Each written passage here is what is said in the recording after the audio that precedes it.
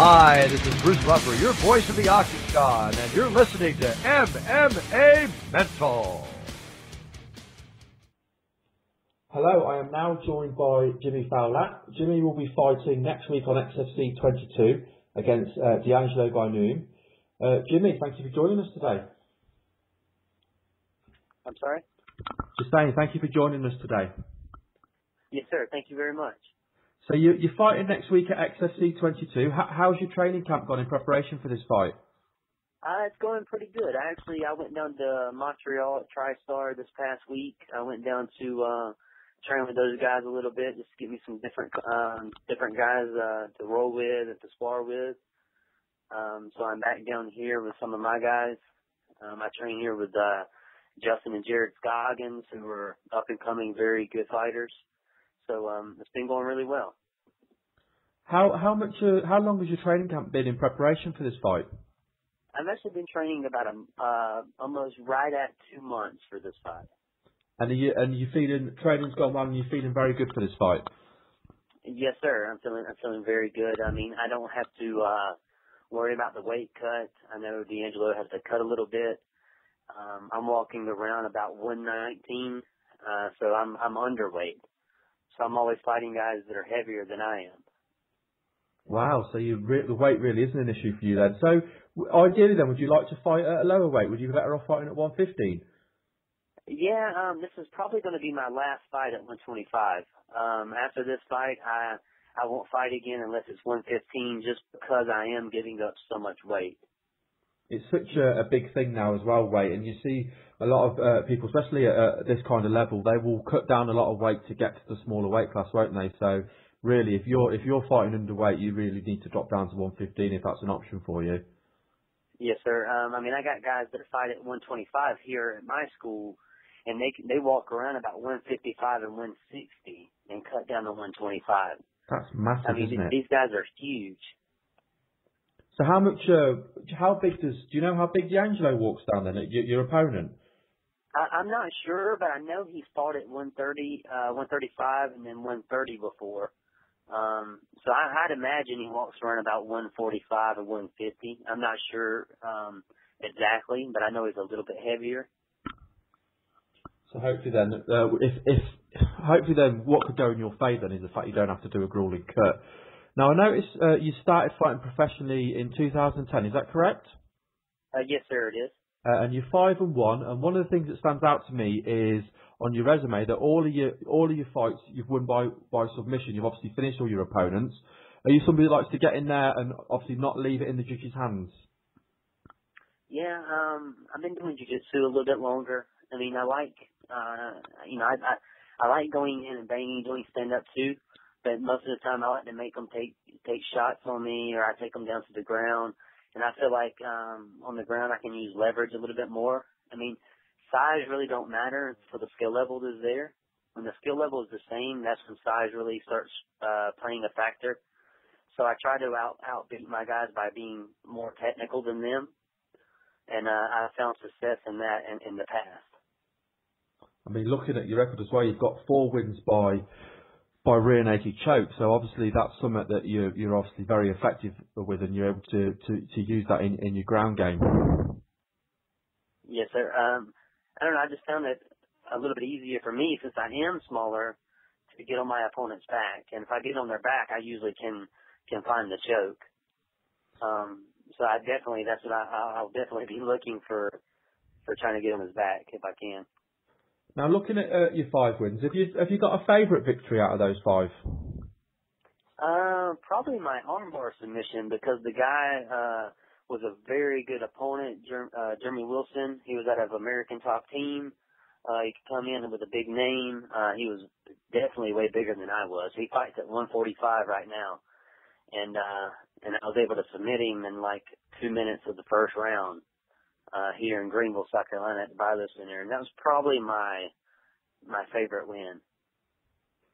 Yeah, I could see why, especially if he was that kind of size. Now, moving forward to your fight you've got coming up in just over a week's time. I know this is, again, looking at your resume, this is your debut for XFC. How big of an opportunity is this to fight for XFC, knowing that your fight's going to be live on Access TV as well? Well, this is a huge opportunity for me. See, I'm right here in Bowling Springs, South Carolina, and I have my own little school here, and it's an opportunity for my students and my training partners to see me compete live. Most of the time when I fight out, so far away where people can't hardly come and watch it. So this is a great opportunity for me. And like I said, this is at 125. This is probably going to be my last one until they start really pushing me 115 weight class. And do you know, is there a 115 weight class at XFC? I'm sorry? Do XFC have a 115 weight class, or is that something you've talked about? No, sir. I think this is actually the first fight at 125 for the XFC. Okay. So I'm hoping that the 125 will build up for them, and then they'll say, hey, these guys are good, these guys are fast, they put on a good show, let's go down to 115 also. And I'll think they'll find that it's just as exciting. Yeah, I think you're right. I think it is just as exciting. Now, you mentioned there about your school. Obviously, you run your own school. Do you want to give your school a shout out and let everyone know what the name of your school is? Yeah, we're right here in Bowling Springs, South Carolina. It's Revolution Martial Arts. I mean, we have top name fighters here. Sarah McMahon trains here. She's a Olympic silver medalist, ranked number 4 in the world in MMA. She's just signed with the UFC as well, isn't she? Yes, sir. She'll be signing with the UFC. So she's a big name. We got Justin Jared Scoggins trained here, Cody Wilson, Dave Linder. So we got a good little school here. So I want to definitely give all those guys a shout out for helping me prepare for this fight. I just want to say, thanks to my fan base, thanks to my students, and hopefully we can get the victory.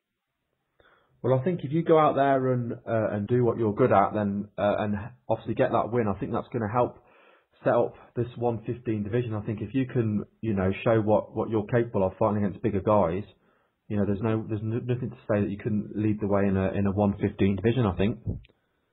Yeah, and I think that that's me walking around at 119. I'm constantly hitting weights, constantly drinking protein shakes. Actually, I just got done drinking a protein shake before you called.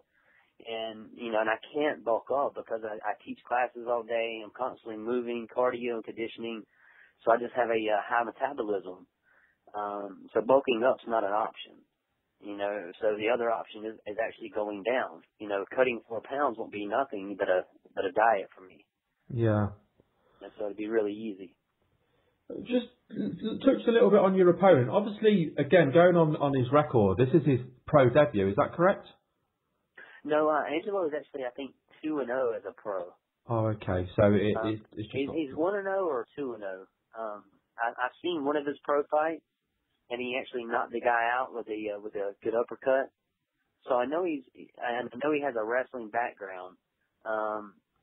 So I know he's definitely going to he's good standing up, and he's going to be hard to take down. So we're going to go in there and just kind of see what happens and kind of just flow with it. Because I've been doing stand-up for a long time myself, so hopefully we can go in there and create some good action. But I definitely respect Angelo as a fighter. He's undefeated as an amateur and undefeated as a pro so far. So I think it is going to be a test for him. But it's also a big test for me, too, because I know he comes in, he's very athletic. So I just got to make sure that I'm on my game. Where do you feel your biggest strength is over him? Definitely jiu-jitsu, I would think, is my biggest strength. But I think also he can use his wrestling to try to nullify that. And I think if he's smart and he game plans, that's what he's going to try to do. But you never know. I mean, he may come in and shoot a double leg. Who knows? So I'm pretty sure you won't mind too much if he comes in and shoots a double leg. Yeah. Well, he look at my record and he knows that I've won all my wins by submission. Even my amateur, I got 2 TKOs and then 5 submissions as an amateur also. So he knows that I like the jiu-jitsu world. So, it's his best option is to avoid where I'm dangerous. So, and I'm pretty sure that's what he's going to go for. I'm sure he's been working his jiu-jitsu a lot. So, I'm sure he's not going to. Yeah, I think obviously if the fight hits the ground, it's hard not to pick you as a winner. I think if I was D'Angelo, I'd be looking to, to use the wrestling as a defence and keep the fight standing. Well, I do want to wish you all the luck for this fight. I know it's coming up. It's going to be a huge fight. It's going to be a great fight as well. Before we do let you go, Jimmy, just give you a chance to give a shout out. You want to shout out any friends, family or sponsors? Definitely, shout out to my friends, my family, my school, my teammates. Like I said before, Sarah McMahon, Justin Scoggins, Cody Wilson. Thank those guys. Thanks TriStar for inviting me down. Marcelo Garcia, trained up there with them a little bit. Just a big thanks to them. And that's it. Just shout out your school again, Jimmy, so everyone knows what the name of your school is. It's Revolution Martial Arts out of Bowling Springs, South Carolina.